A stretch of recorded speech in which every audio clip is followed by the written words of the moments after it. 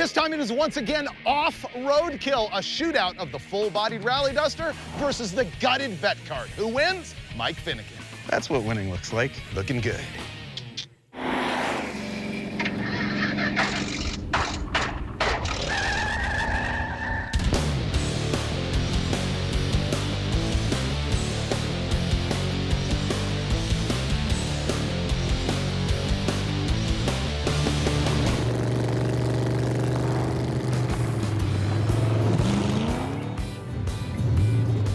Refresher course. This is a 1973 or maybe 1974 Plymouth Duster. We got our hands on it in the episode where Mike and I drove that really cool clapped out 65 D100 truck all the way to Chris Birdsong's. I saw it in the driveway. I said, how much? I think he said 700 bucks. I said, it's ours. And after that, we really wanted to go to a rally school that wasn't Dirtfish, which is our norm.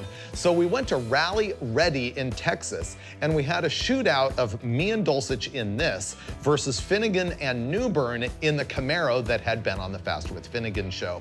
I gotta admit, the Camaro won pretty badly. Might have been a driving skill issue because the Duster is really good.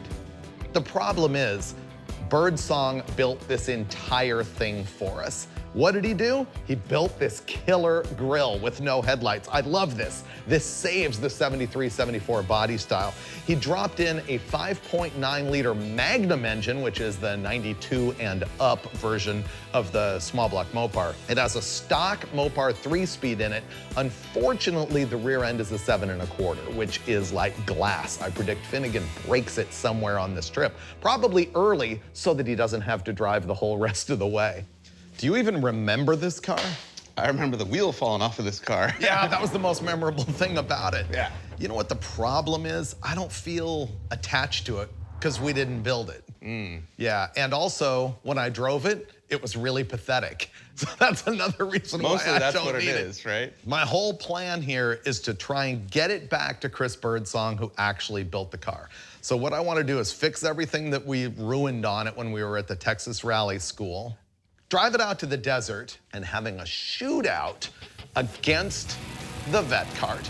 We will be driving the vet cart because it's what we do, and Birdsong will be driving this, and if he beats us, we're gonna give him the car back. That seems fair. Think so? Well, it won't be any better than it was before. Will it feel fair after we spend like 3 days fixing the header, the wheel falling off, the alignment, the seat? You're almost giving it back to him in the condition that it was when he gave it to us. So Yeah. Yeah, that seems fair. Yeah. The header's gonna be the worst, so do you want to start with that or kind of ignore it? It's really on your side of the car, so. No. I was gonna be like, yeah, I'll put the seat in and, you know, whatever this side needs, but the whole, you know, wheel fell off that side. You cut the header in half on that side. It really wasn't me. Let's fire it up, see how bad it is, and see if we can tolerate it on the highway the whole way.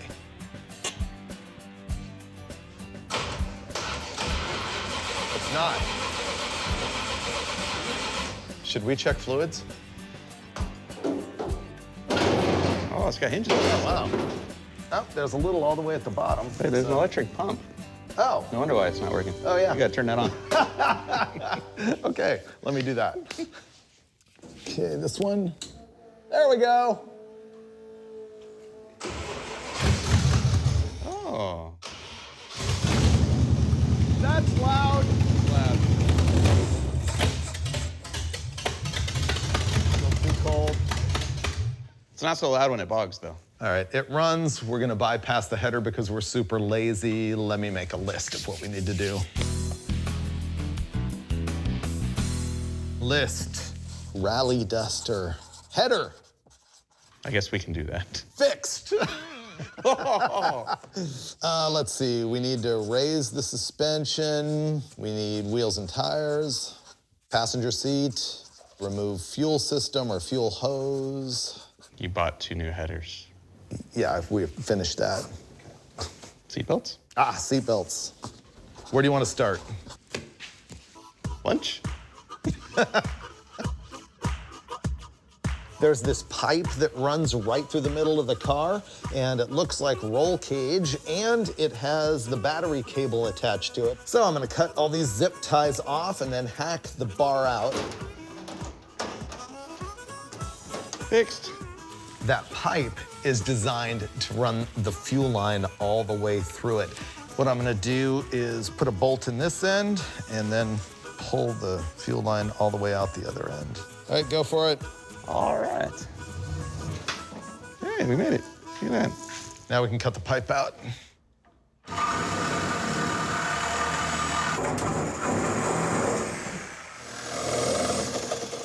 Okay, we cut that bar out. I think the next thing we have to do is jack the car up because there's a whole bunch of stuff that needs to happen there. Raising the suspension, fixing the wheels and tires. All right, what I'm gonna do here is fix the alignment. Right now, it's set up for circle track racing, which means that the camber on this side is way in like this, because when they turn left and throw the weight this way and flex the suspension this way, it takes the tire from here and sets it up straight so it's got more traction on the ground. There's cam bolts. Right now, they're set so the upper control arm is all the way inboard, which tips that wheel in. I'm gonna set them up so that hopefully it's straight up and down. These are welded. No. Maybe it's like a Freiberger weld and I can just break it. Aha. Aha. Broke right off. Perfect.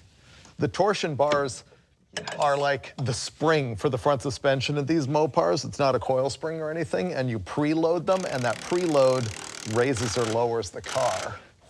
Okay, here we go. Okay, that's all the way. I gotta put the wheels back on.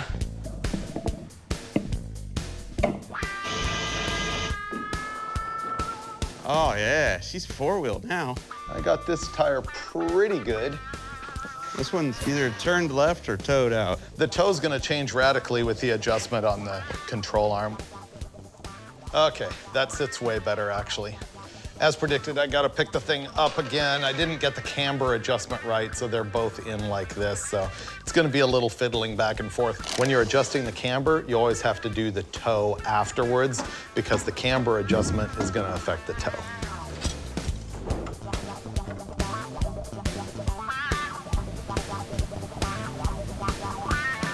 Now what do we got? Ooh, this one looks mint. They're both towed in. Yeah. They both got negative camber. It's a race car. It is. Oh, look at all that success. There is a battery bracket on the passenger floor, so I'm gonna go under here and scrape all the mud off because we think it's held on with nuts and bolts.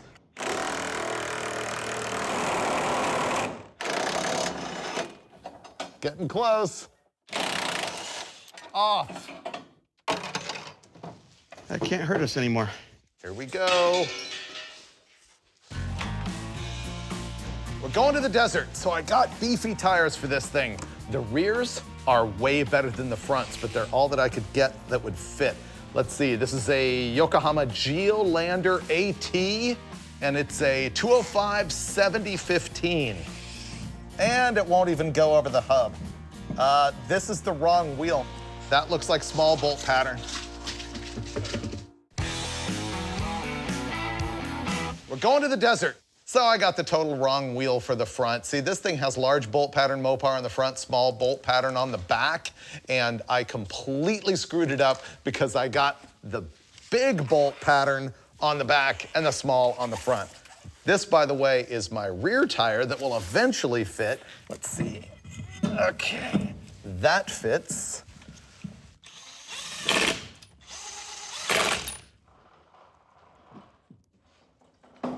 Whoa, this is gonna be great.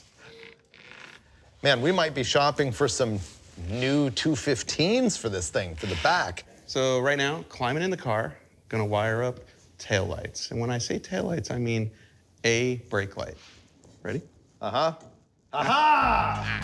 All right, we're set. All we have to do is magnet these to the trunk and we're done. And no smoke.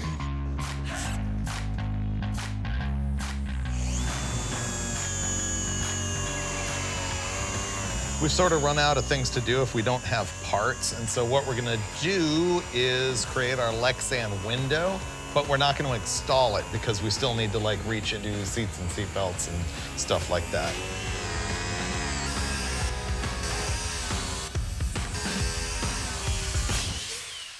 I think last thing for the night, I'm gonna finish up this fuel line here, and then we'll be good to go for tomorrow.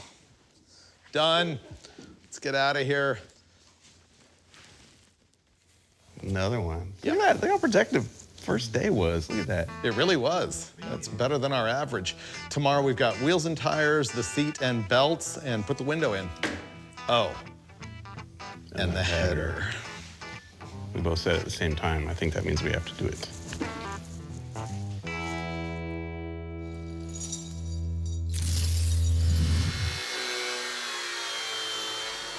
We need to put a passenger seat in this thing because it doesn't have it, and we have new meats, which look really good. Oh, they put white letter out. Ah, I hate white letter out. So this is a Yokohama 205 7015. So that's gonna be the front, and then I got some real meaty stuff for the back. Wait for it. Someone roadkilled this thing bad. Right now, what I'm doing is taking our new Pro Car rally seats and installing sliding tracks, you know, for comfort. This is great. They have white wall out on one side, but not on the other. I had mentioned earlier that this tire fell off at the rally school because it had like a hinky adapter on it, and it no longer does. I called Dulcich, and I had forgotten that we removed that there at the school, so that's why this is now working perfectly, but this is not.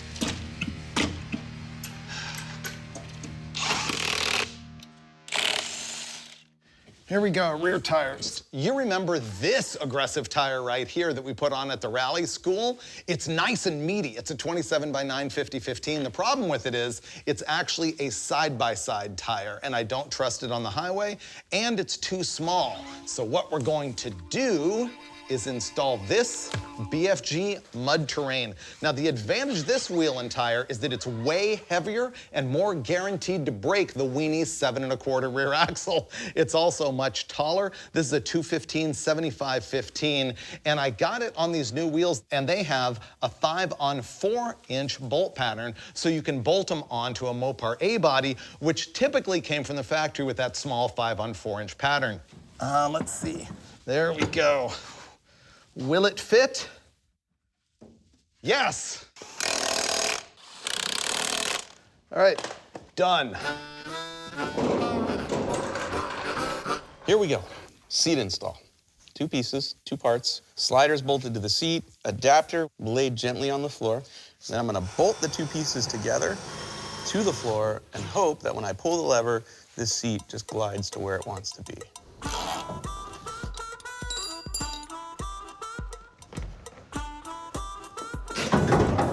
Worked perfectly. Boom. Yep.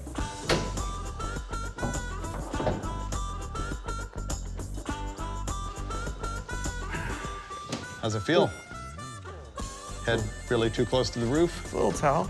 Yep. That's unfortunate. Yeah. We test fit the seat and it put your head right up against the roof, and so I'm gonna drop this bracket to lower it, and Finnegan's putting the seat belts in.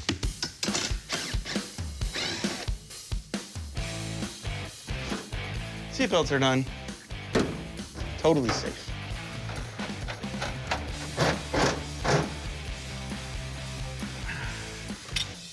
Boom. Sign of quality right here. Ready?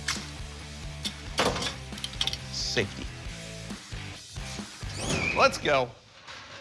The thing about this windshield that I didn't notice before is that I don't think it's Lexan. It might actually be plexiglass. Nearing the end. You want the good news or the bad news? What? The good news is this fits perfect. The bad news is just cracked. It's kind of what I was worried about. That's why it was melty and stinky and shardy. We need actual Lexan. Yeah. But the really good news is now we have a really good template.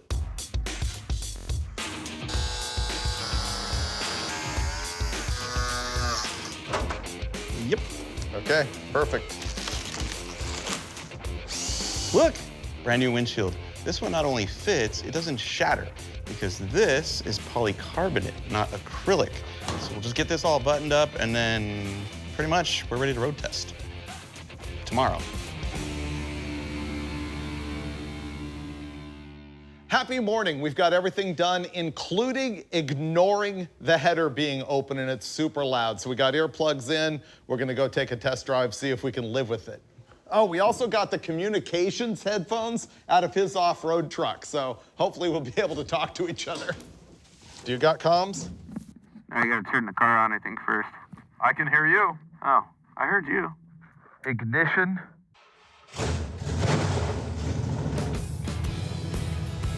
I'm still really close to the roof.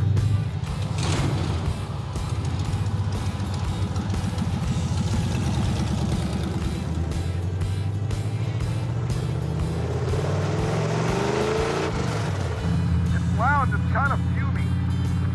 Yeah, covering the floor of the firewall might be a good idea. Yeah. Oh wow, it spun the tires. Or one tire. Better than breaking the rear end. That's why I cut off it. All right, so did we decide to go tape up the floor and the firewall and hit the road? I feel like that's a solid plan. Okay. A lot of effort on our part. Half a mile, U-turn, it's gonna be on your left.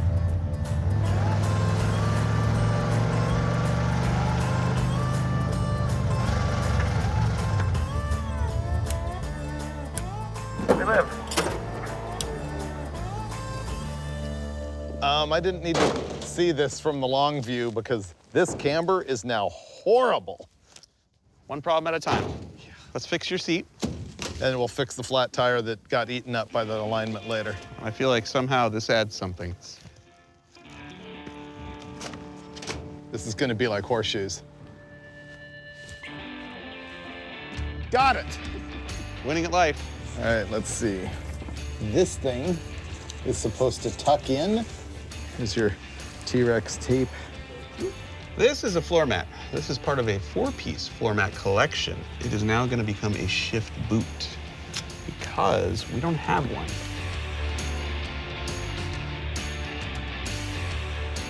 I got my seat cover, I got my pad. Hopefully it keeps me from sinking in. I also have the roll of paper towels, which by the way, is an infinitely adjustable lumbar support. So I'll try that out on the road.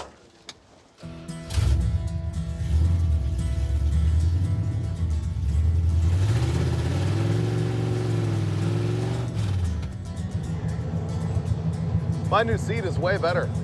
I actually smell it more now than I did before. I'm wondering what we're doing here. That's for doing Rockfords. Left hand or right hand? Oh, I see, it's like a necker knob. Yeah.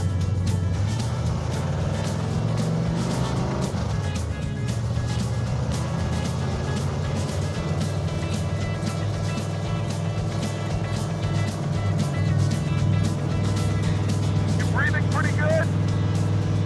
Could be worse.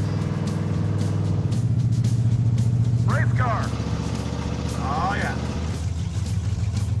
I learned to drive a stick in a 318-71 Duster with this same type of 3-speed transmission. Oh, we're full circle now. I learned in a 4-speed 76 Camaro. Our first car? Yeah. And that's 27 miles in city traffic. All right, your turn? Sure. The seat's killing me. You look like you're in pain. This drives like it has zero caster or maybe even leaning forward. Like the off-road truck, just Yeah, a lot of this. kinda. Okay. Yeah, it just, like going over bumps, it wants to kind of do this, do that. Other than that, it's all right. I'm in. Okay. We're trying to make it all the way up to the desert tonight, and so we probably have another 60 miles to go.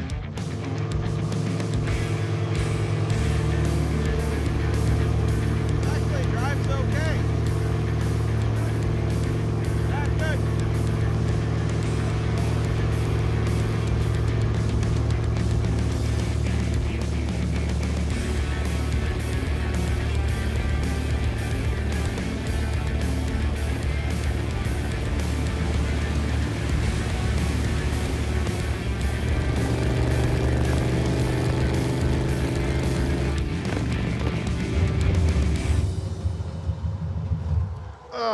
Wow. Ah.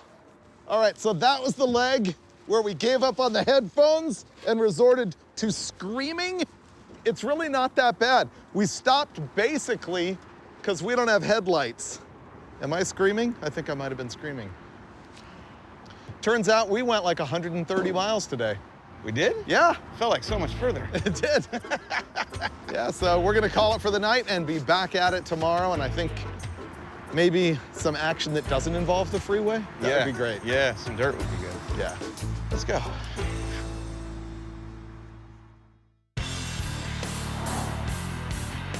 Good morning from 38 degrees. We made it here to lovely Lancaster, California last night in the Duster. Here's information I gleaned last night. So you know how I did alignment in the shop, but then it still looks like this? So I asked Birdsong what's going on with this because I got the adjustment all the way out. He said something all about using a B-body spindle with an A-body control arm, and all I really heard was, it's not my fault and it's not getting any better. It's cold. Sure. You're making me drive, aren't you? No, I'll drive. Really? Sure. Okay.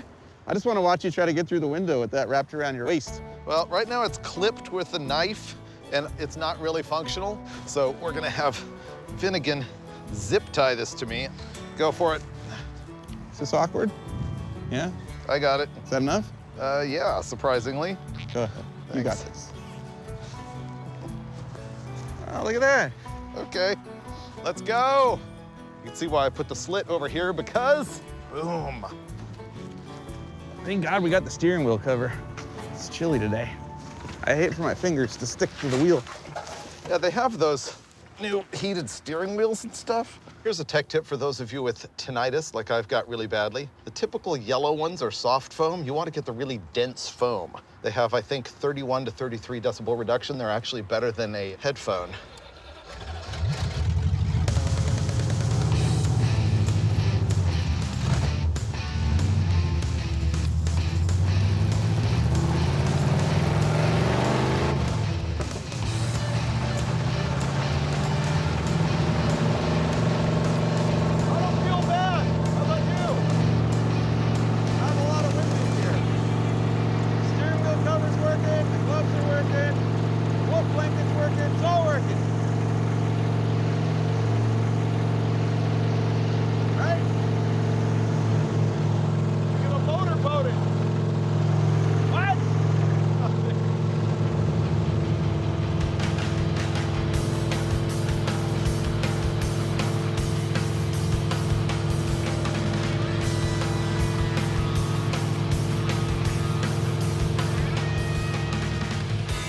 We made it here to Jawbone Canyon, which is like north whatever of Mojave, California. It's an off-road vehicle recreation area.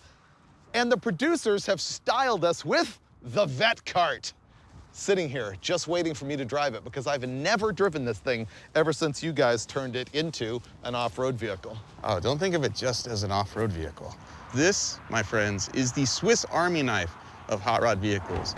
On-road, off-road, dirt, sand, probably even water, I don't know. That's how good this thing is. It was originally a 1984 Chevrolet Corvette, that's right, a C4, and we completely cut it up and turned it into like a man cart. Basically stripped all the body off this thing, and we had a lot of fun with it. Right up until the point we tried to drive it on 2 wheels, flipped it on its roof, and it was pretty well trashed at that point. This is its probably peak form right now. It has long travel, hand-built suspension, coil-over shocks in the back, a Ford 9-inch rear, knobby tires. It still has the small block and the Doug Nash 4+3 manual gearbox, which makes it an adventure to drive and find third gear at all times. But it rules. It's not unbreakable, but you can beat it like it owes you money. I want to drive it. So let's go blast around Jawbone Canyon. Want to church up the steering wheel a little? Oh, wow. All right, unfortunately, this is loose on the wheel and I can't steer with my new guantes. So you're just gonna have to handle that. It's a neck brace.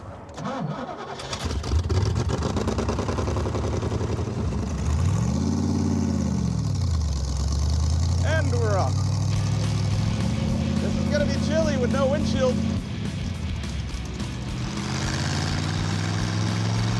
Second gear, third gear.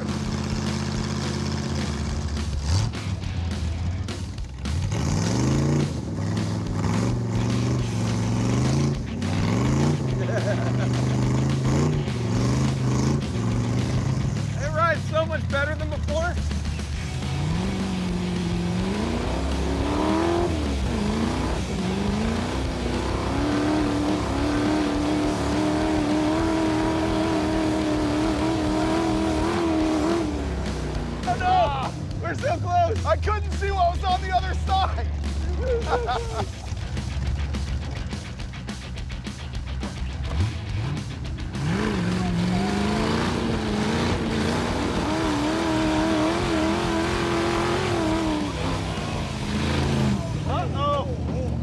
We don't want to do that. That would be bad.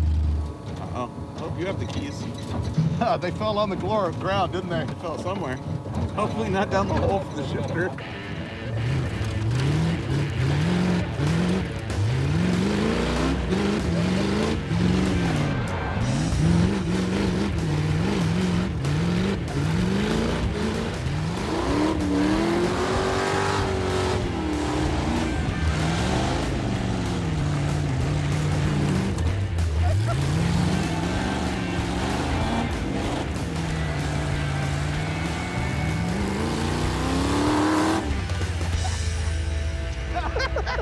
I got mud butt.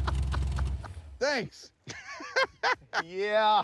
That was really fun. Once you just give into it and accept that your friend's gonna get you no matter what, there's a lot of freedom in that.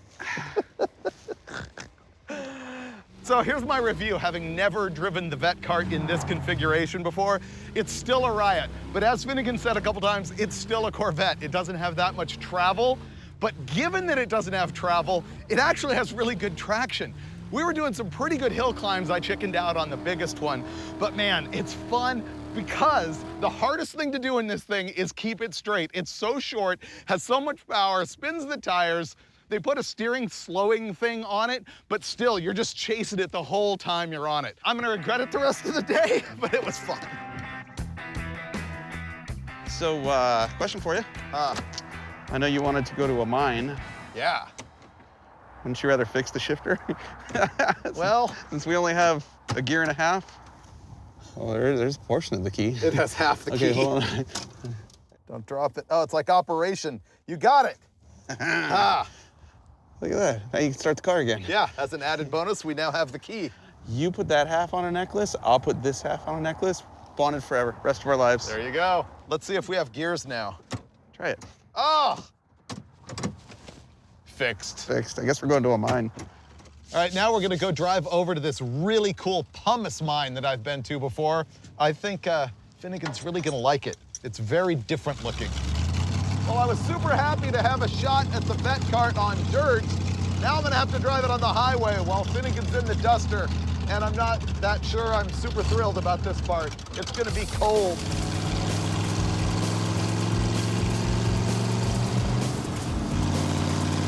It's windy and I'm getting sandblasted.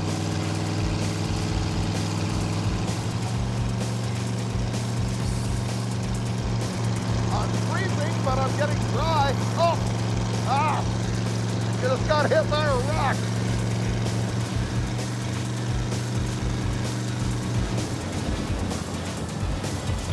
Finally we're here.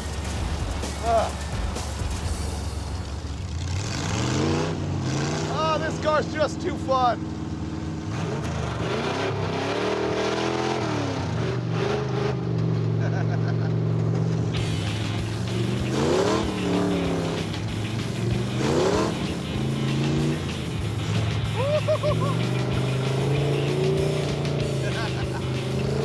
Wow, this is pretty nice now.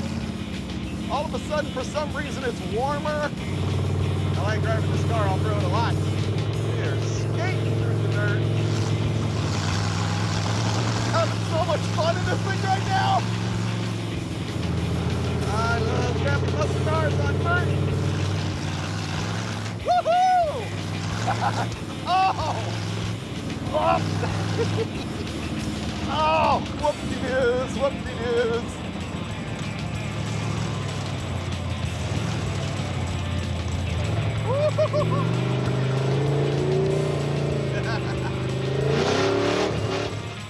We're almost there. This part's rougher and rockier than I remembered.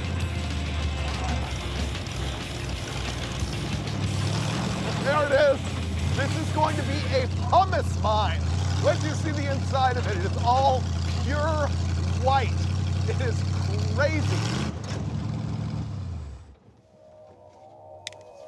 Whoa. Isn't it crazy? I feel like I'm in Star Wars. Look at that. It goes to the bottom of the earth, all the way. I think that goes to the 10th level of hell. Isn't it neat? It's pumice. Isn't it wild? And there's just all these side vents and tunnels and... Did you hear that? What was that? What is that down there? Dude, this is the inside of Space Mountain at Disneyland, bro.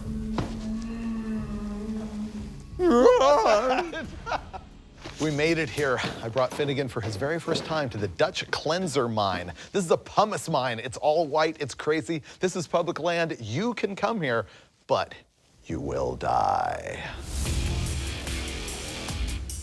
Can I have the vet cart when you die? Can I have the Super Bee?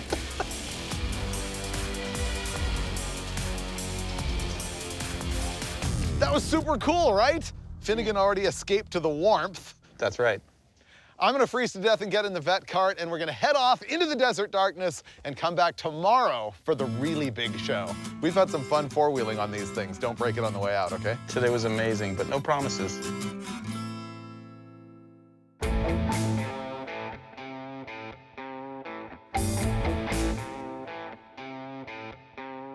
We made it to Bar B's Ranch in the vacation paradise of California City, California. I was gonna say this is gonna be the best day yet, but I had a blast yesterday, full-on riot. But we're gonna have an even bigger deal today, because as you may have noticed by now, we've got a third player, Chris Birdsong. Hey. So here's what we're gonna do. We've got a racetrack going on here at Bar B's Ranch. Off-road, lots of mud, lots of ruts, lots of turns. We're gonna have a shootout between these two cars. I will be the impartial judge with a stopwatch. You're gonna drive the vet cart. Okay. You're gonna drive the car that you built. If you win, you're taking the Duster back home. Oh, you are so not making it back to the pits. You want the car that much? Oh, I'm taking it. Yep. I was wondering why you said bring an empty trailer. Now you know. Which, by the way, he towed out here with a 69 Charger RT 440 with a tunnel ramp. So yeah, you got to run for the number. It's going to be strictly off the clock. So you guys have to decide who's going first. I'm going first. You are? Yeah. All right, that means you'll have a number to beat. All right. Yep. So this is actually a pretty good surprise for me. All I was told was to show up with an empty trailer and a helmet.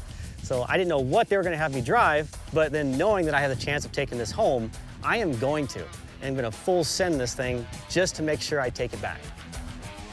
Bar B's Ranch is 50 acres. We've got 10 acres right here of winding up and down rutted desert roads with a whole bunch of brush off to the sides. Not only that, but there's mud in a whole bunch of corners, and the concern there is gonna be you're gonna come into the corner hot with the wheel turned, and you are gonna plow straight off the edge. And what's about to happen is that Finnegan is gonna tear up the course bad because he's going first and the Duster with Birdsong's going second. Are you ready to go? Got it. Right now, he's theoretically on a warm-up lap just to sort of learn the track, figure out what he wants to do. I did start timing it just in case it's his best lap, as happens sometimes. Oh, it's a little tail happy now. This is so fun.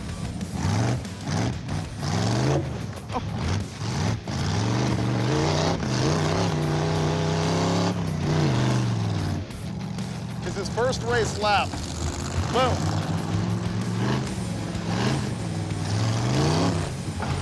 Oh, no! You're doing great, Finnegan. Keep going. Oh, no.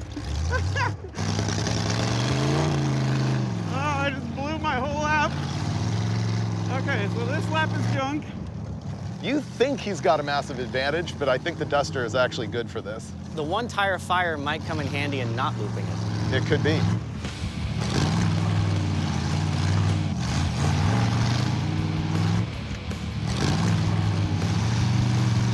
Come on, car. Not a lot of traction. What's going on? I think he might be gifting you the car. Come on, car. Keep it together. Oh, no. I cannot see at all.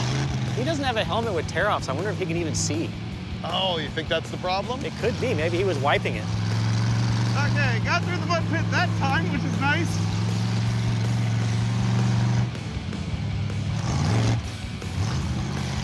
Got around that corner pretty good. You know what's interesting in that last one was 1 minute 56:18. It was 6 seconds slower. It doesn't seem like it's getting better from here, does it? No. Oh no, oh no. Off the track. Oh God, that's not good. That was not a good corner at all. That corner is messy, and it's just gonna keep getting worse. Oh no. Oh my God. Doesn't it sound like it's burbling? I mean, it's got EFI. Come on, car. It's running terrible. I think the ignition got wet. Oh, yeah. Yeah, because he's really not sending it, or like even the RPM's not going anywhere. Come on, car. The EFI is unhappy, and I've thrown away this lap. Yeah, he's already at 1:40. Let's go. Come on. Make it clean. Come on, car.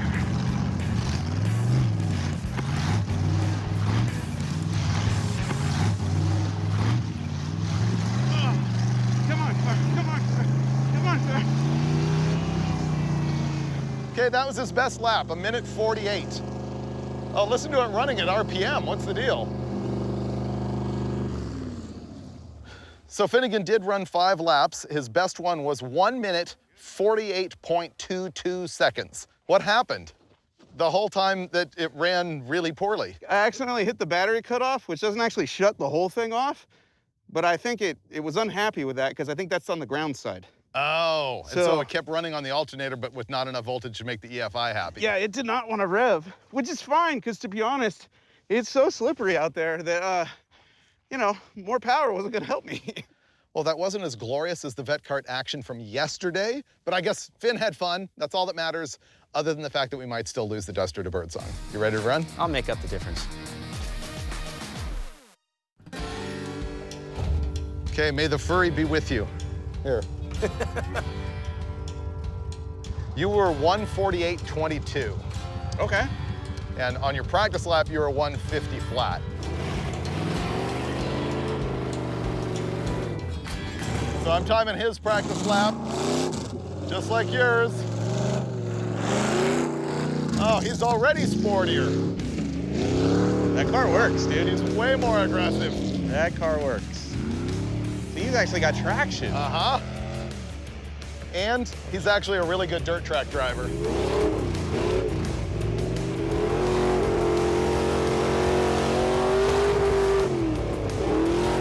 Not his valve springs. Does not care. Yet. Does not care.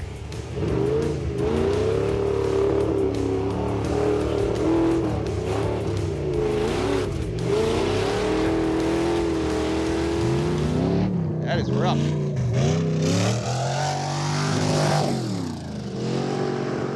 Interestingly, that was only 1:56.9. Actually slower than Finnegan's warm-up lap.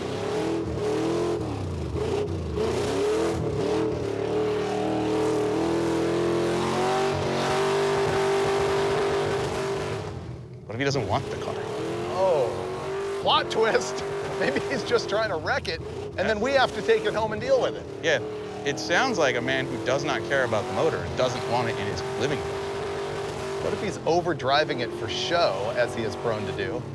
Maybe he's just leaving it in first the whole time so it blows up and we have to take it home. Because a DNF is a loss.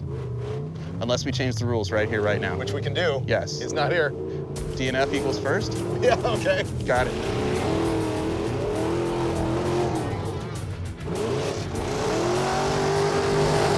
Oh, man. That was 1:52 and change. He's got to pick up 4 seconds to beat you. And he might be. He's at least putting on a better show. Dude, I'm telling you. First gear when you hate your motor.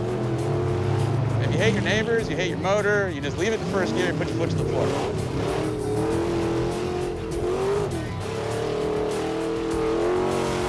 It is slowing down. You lose, you keep the car, I'm keeping the engine. Oh, okay. And he has to remove it for me. Okay, that's fair.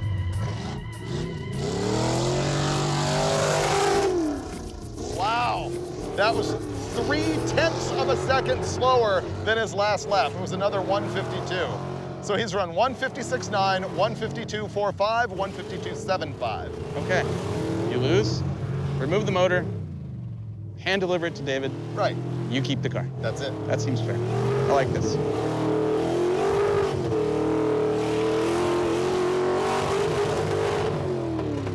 I think you blew up the rear end. Ah, dang it. This thing is so much fun. I think it stopped moving. I broke it. I hope it's not a drive shaft. Aha, I didn't break the drive shaft. Win, I didn't break it. The rear end blew up. I knew it. I forecasted that for like days. So the question is, how do you think you did in your first 3 laps versus the vet cart? It was a lot of RPM, but it was like all wheel spin. So I don't know, through the corners, it kind of stuck pretty good. Like it surprised me at how well it stuck. I would just send it in, it would hit a cushion and just start turning. So I knew I had to just like throw it in harder than slowing down. But I don't know, I'm gonna think Finnegan got me by like 4 seconds. Nailed it. He went 148, you went 152. I should take it just because I guessed good. You lose. Oh. But here's how it's gonna play. You still get to keep the car, but you gotta remove the engine and deliver it to me to put in the red Duster at Dulcich's place. If I won, does that mean I would have got to keep the engine? Yes. It's like a win-lose, but it's still winning. No, it's a lose-lose, but I win. Yeah. And that's what's important. Actually, everyone wins. Finnegan won the race, Birdsong won the Duster, I won the engine, and you win this free bit of life coaching from Roadkill. Just go buy an old dirt track car, or grab a Corvette and whack the body off the thing, or scheme your own automotive concoction and then use it to blast your buddies with mud or snow or rubber or chunks or whatever. Just lower your standards, raise your fun days like we do every time on Roadkill.